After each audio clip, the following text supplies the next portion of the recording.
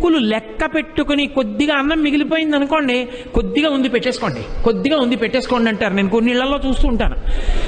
అది అక్కర్లేకపోయినా సరే ఆయన కూడా ఏం చేస్తాడంటే ఇలా గిన్నె చూసి పోలే పెట్టేయి, ఎందుకు వదిలేయడం అంటాడు.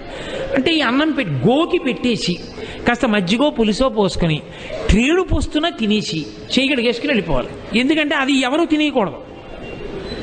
అలా బ్రతకకూడదని చెప్పింది శాస్త్రం. నీ ఇంట ఎప్పుడు నువ్వు తిన్నా నీ అన్న పాత్రలో కొంత అన్నం మిగిలిపోవాలి. ఏమో ఎవరికి తెలుసు పరమేశ్వరుడు ఏ రూపంలో నీ గుమ్మం ముందుకొచ్చి నిలబడతాడో ఎవరికి తెలుసు. ఆ వచ్చినప్పుడు నువ్వు ఆ పట్టెడన్నం తీసి పెట్టగలిగితే చాలు, తరిస్తావు.